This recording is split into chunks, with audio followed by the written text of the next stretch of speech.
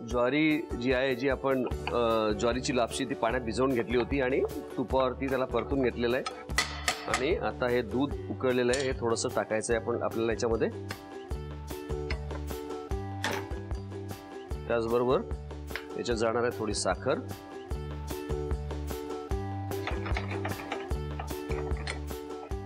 याला आटून घ्यायचं आहे आणि ज्वारी पण शिजली पाहिजे ते बघायचं आहे आपल्याला। त्याचबरोबर याच्यात मी टाकतोय थोडी वेलची पूड, 1-2 चिमूट वेलची पूड याच्यात टाकतोय। वेलचीचा स्वाद कधी पण खूप छान मस्त लागतो, छान वाटतं त्याच्यामुळे, तर वेलची इथे वापरतोय। आंबा मात्र आपण सगळ्यात नंतर टाकणार आहोत, शेवटी टाकूया आपण आंबा। आणि आता याच्यात जाणार आहे काजूचा रोल आहे ना हा, त्याला थोडंसं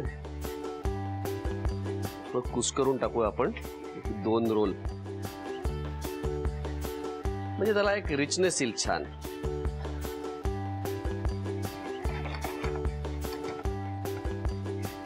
मस्त लागणार आहे ही डिश। त्याला घट्टपणा आता यायला लागलेला आहे आणि आता टाकू याच्यामध्ये आपण आंबा। एक आंबा टाकून देऊया मस्तपैकी, आंब्याचा स्वाद खूप छान येतो। आणि पल्प टाकला तरी चालेल, पण ताजा आंबा आणि असा कापून ताबडतोब टाकलेला त्याची चव खूप भारी लागते एकदम। आणि थोडंसं याच्यामध्ये असं चंक्स लागतात ना खाताना, तर ते खूप छान लागतात। वाह, रंग आता मस्त चढायला लागलेला आहे, सुंदर।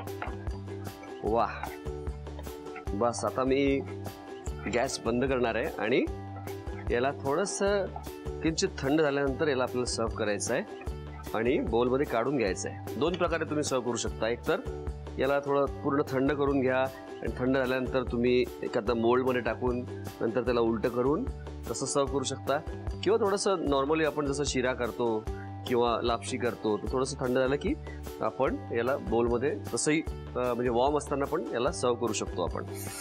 रंग एकदम भारी आलेला आहे। बस गॅस आता मी बंद केलेला आहे आणि आता याला मी बोलमध्ये काढून घेणार आहे आणि याला ताबडतोब सर्व करणार आहे। मी हे करून घेतो, तोपर्यंत तुम्ही साहित्य आणि कृती लिहून घ्या। ज्वार मँगो डिलाइट बनवण्यासाठी लागणारे साहित्य: ज्वारीची लापशी, दूध, साखर, आंब्याचे काप, काजूचा रोल, काजू, तूप आणि वेलची पूड। कृती: प्रथम फ्राईंग पॅन मध्ये तूप गरम करून त्यामध्ये काजू परतून घ्यावेत। एका बाजूला दूध गरम करून घ्यावं, त्यानंतर भिजवलेली ज्वारीची लापशी घालून मिश्रण पुन्हा नीट परतून घ्यावं। नंतर आटवलेलं दूध, साखर, वेलची पूड, काजूचा रोल आणि आंब्याचे काप घालून सर्व मिश्रण नीट परतून थंड करून डिश सर्व्ह करावी।